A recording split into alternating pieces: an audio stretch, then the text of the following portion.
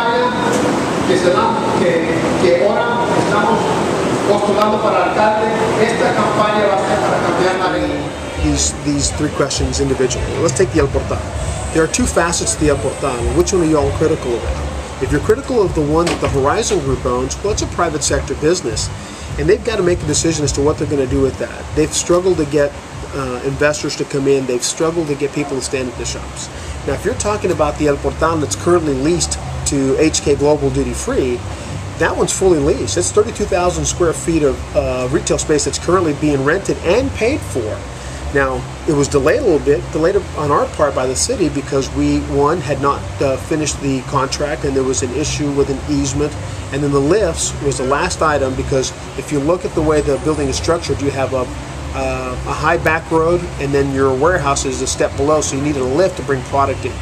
Those were the only delays, but in terms of bringing in the revenue, it's leased. And whether they're doing anything with it or not, that's a private sector concern. They're the ones that have to deal with whatever losses they have. The city's not losing any money. It's being rented and we're getting our rent for it. Now, the contract we got with the Colettis is $3 million better than the contract that we got with the Horizon Group when they were looking to get that particular building. So I think we've done a great service to the city by bringing them $3 additional million that we would not have gotten had we signed the original lease that led to the El Portal City project. Because remember, the El Portal private sector project is one, and the city El Portal project is the other.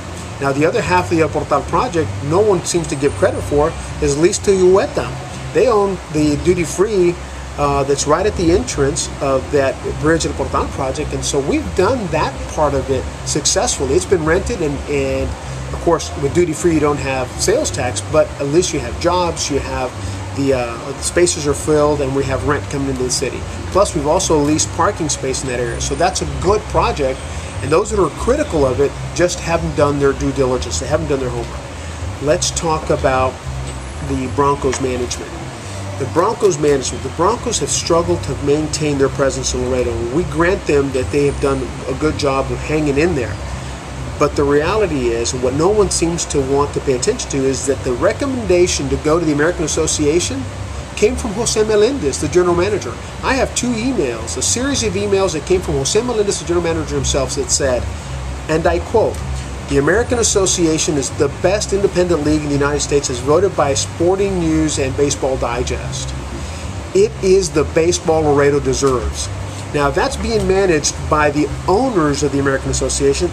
The owners include Ventura Sports Group, which has two teams within the association. So if he's telling me in this email that that's where he wants to go and that if he could get there he would, then he basically was telling me at the time, and I will share those emails with you so that you can post them on your website if you like, where he tells me that the American Association, and by proxy, Ventura Sports Group, is the better management for our facility. Because if he had his way, he'd be in the American Association and not in the United Baseball League. Now, in those emails, he also talks about the lawsuits and the bankruptcy that the Broncos were going through at that time. And it just seems that the mainstream media doesn't want to pick that up or move forward with it, but that's the reality of what he was faced with at the time and why he made the recommendation to go to the American Association. So I think part of the problem is that we haven't had this discussion borne out somewhere where people could see what in fact has happened. And again, Jose Melendez will stand by his emails. He may defend the fact that he was doing it in the context of previous ownership, because you have to remember, his owners now weren't the owners in January 2009. It's got a new ownership group. Gary and Brad Wendt owned the Broncos then, and now they're owned by John Bryant and Byron Pierce. And that's why we chose, because of that instability, why I chose to go to the Ventura Sports Group, which, even though they have their own set of problems, still proposed $1 million and a no-loss clause for the city of Laredo. That is, if there's profits, we split them 50-50. If there are losses, Ventura Sports Group eats them. How does a city councilman turn his head and say, I don't want to give these guys an opportunity? The other thing that no one realizes, that in 2005, when we were selecting baseball for Laredo, Ventura Sports Group was here first. In that meeting in September, we were about to authorize the city manager to execute a contract with Ventura Sports Group. John Bryant with United Baseball Sports Equities came in and said, give me a shot.